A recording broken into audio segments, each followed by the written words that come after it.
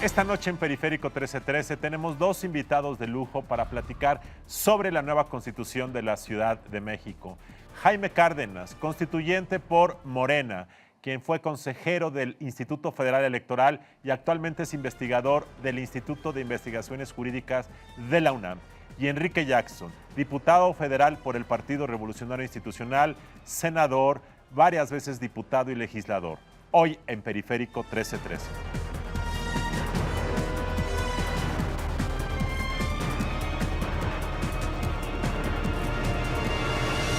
Enrique, ¿para qué una nueva constitución para la gente de carne y hueso? ¿En qué va a cambiar sus vidas cotidianas?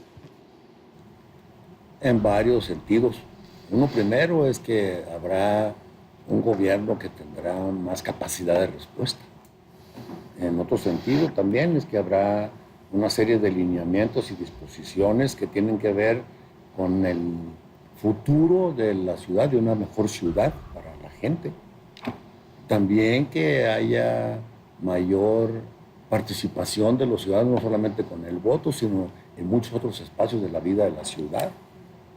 Yo creo que es un paso importante que sí tiene que ver con que mejore la calidad de vida en la ciudad. Déjame decirlo así, tan redondo como eso. Jaime, tú has escrito sobre constitucionalismo y yo tengo la impresión de que en México tenemos como un fetiche constitucional de pensar que si cambiamos las normas cambia el comportamiento y que llega la felicidad, pero la verdad es que yo no veo que el desempeño del gobierno de la Ciudad de México vaya a mejorar porque tengamos una nueva constitución, por bien que la hagan ustedes. Sí, esto que le preguntabas al licenciado Jackson, yo creo que es muy importante, o sea, ¿en qué va a cambiar? Y luego, para que no quede en un documento muy hermoso, ¿no? Muy bello, con grandes declaraciones, ¿cómo hacemos que ese documento de declaraciones se haga realidad, se materialice en la vida de las personas? Y yo creo que sí, va a haber una oportunidad muy importante para varias cosas, pero diría dos. Una es incluir derechos, reconocer derechos que no están previstos en la Constitución General de la República o en los tratados. Y otro es el tema que algunos le llaman de empoderamiento de los ciudadanos, darle más poder a los ciudadanos en las decisiones colectivas.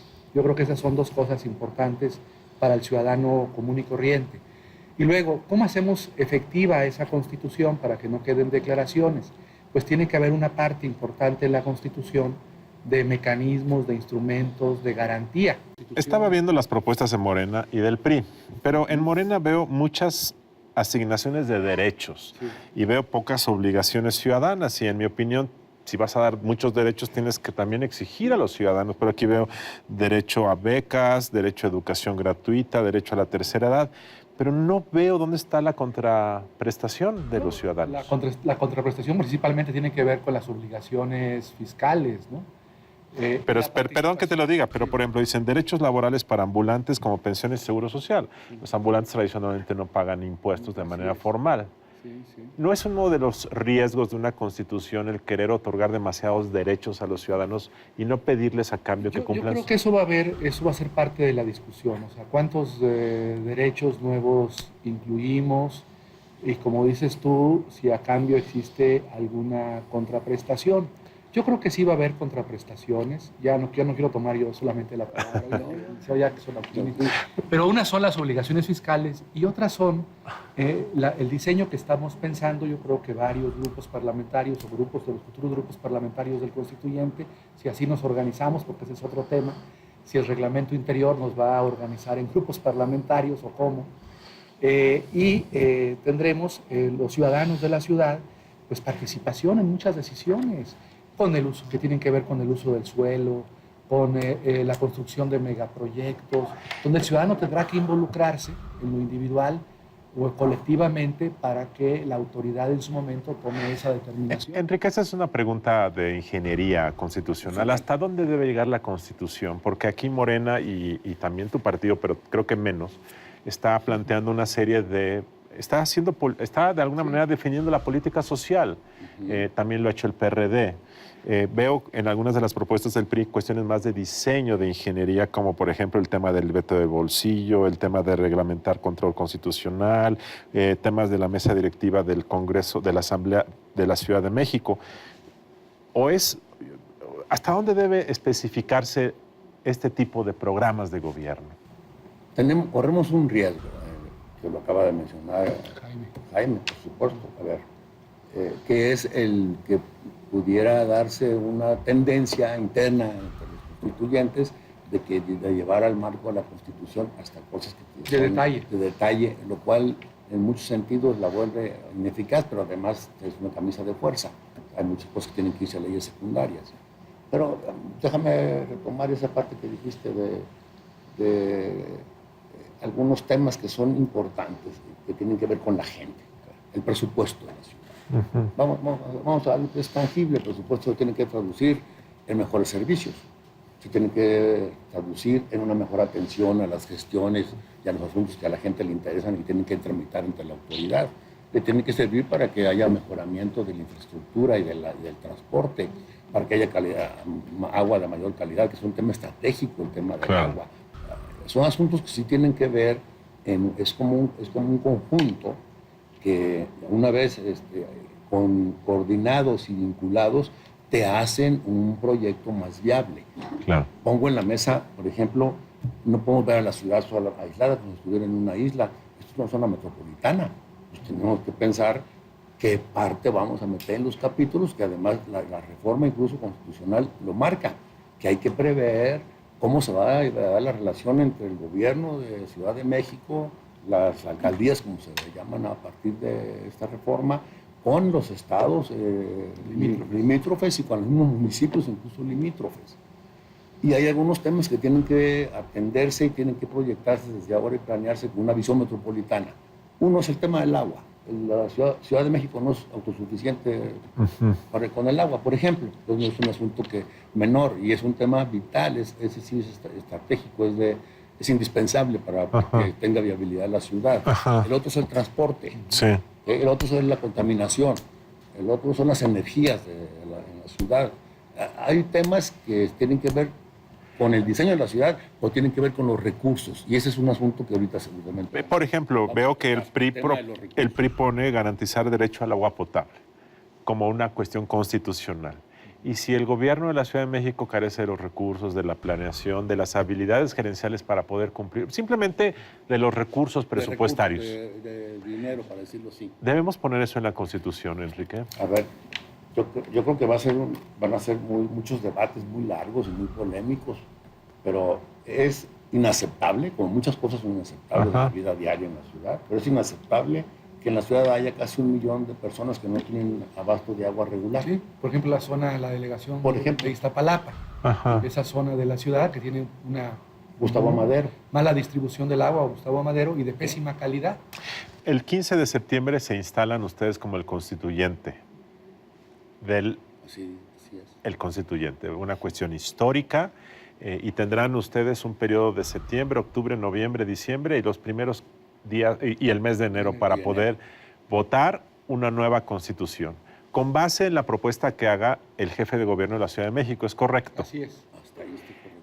¿Ustedes podrán hacer las enmiendas a esa propuesta o incluso cabría la posibilidad de que alguno de ustedes o cualquier diputado hiciera una presentación de una iniciativa completa propia? Un voto particular, sí, un voto particular con una propuesta propia o un partido. Sí, claro. ¿Sí? De hecho, yo sé que varios partidos están trabajando en propuestas alternas. Ok. Sí. Incluso deberá de haber, al menos esa es la opinión nuestra, deberá de haber en el constituyente, en la Asamblea Constituyente, una comisión, un área especial encargada de recibir todas las propuestas ciudadanas, por ejemplo. Sí. Porque no se ha votado, eso es un tema que tienes que dejar abierto, o sea, no se cancela la participación de la gente, al revés. Y eso nos va a dar también el pulso de cuáles son, ya hoy está medido más o menos. De lo que le interesa a la gente. Lo que a la gente le interesa. ¿Qué es viable? Muchas cosas no son viables de llevarse a la Constitución, no deberíamos. Sí. Pero sí tenemos que darle a la Constitución a una línea, un marco legal, unos señalamientos para que haya otras disposiciones que se encarguen de atender esos asuntos que a la gente le importan. Díganme una cosa, si ustedes pudieran